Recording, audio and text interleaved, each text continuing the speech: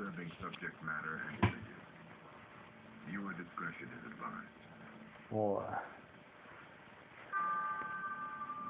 Back.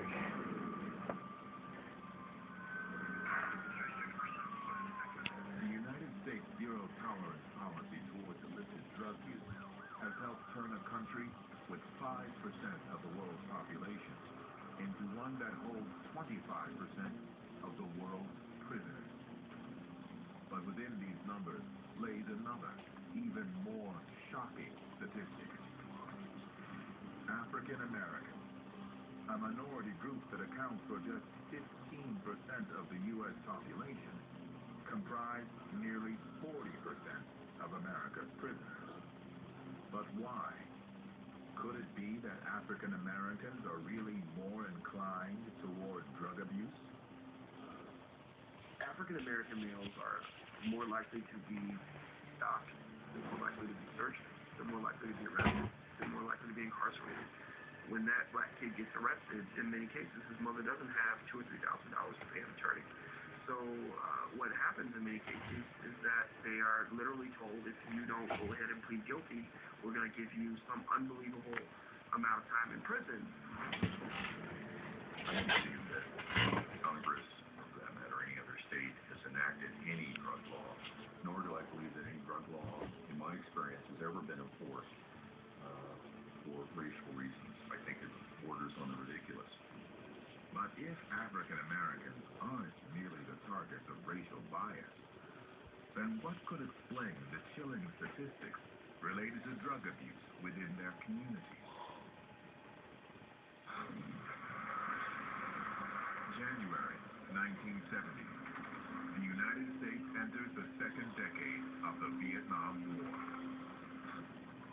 In the heart of a region known as the Golden Triangle, an area responsible for the majority of the world's opium production, the CIA recruited local tribesmen to help the U.S. war effort against North Vietnam. Under the leadership of General Vang Pao, they became known as the Secret Army. The good news was that Pao was bitterly anti-communist. The bad news was that he and his fellow freedom fighters were notorious drug dealers.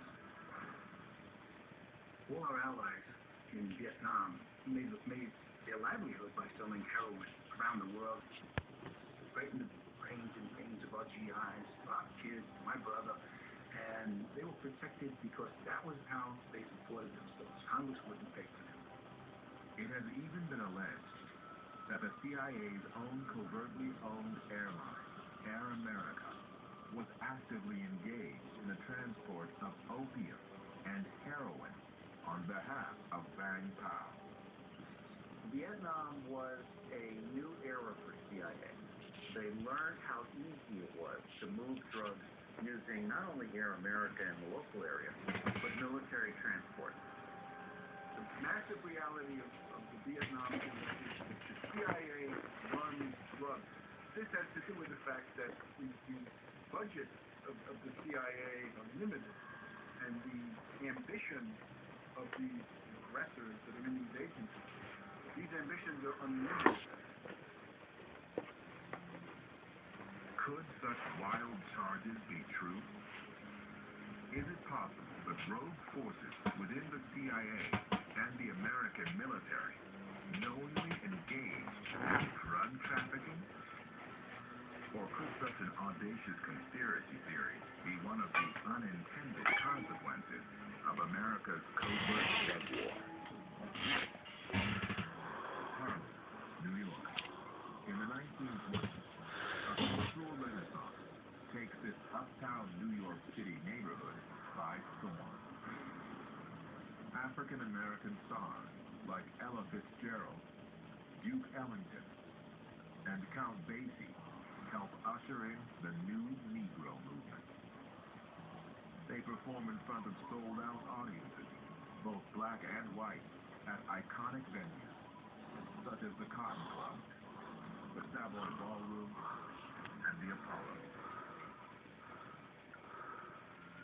But by the 1970s, the once vibrant community was infected by a deadly epidemic of poverty and crime. Heroin was the drug of choice, and an ambitious businessman named Frank Lucas was the new kingpin of Harlem. Frank Lucas was one of the more notorious figures in the drug trade in Harlem. He was able to get high-quality heroin at a very cheap price, which allowed him to really monopolize the drug trade in Harlem in a way that a black man had never done before. The heroin epidemic destroyed our community. Everyone, was old enough to shoot heroin did almost. People were using drugs as recreational, and then one day you realize how terrible they were. People were overdosing, and the fun was over. There are communities and places where even though your parents and your older brother used drugs, and you saw them lose their life to it, you would still do it, which was proof that you had very little hope. But one question that remained unanswered was how and why heroin was so particularly widespread in Harlem. Frank Lucas was able to make a connection that allowed him to have heroin transported, allegedly off in U.S. forces. As an undercover agent towards the Southeast Asia, in the Vietnam War, that involved smuggling of heroin in the dead bodies of KIAs in Vietnam.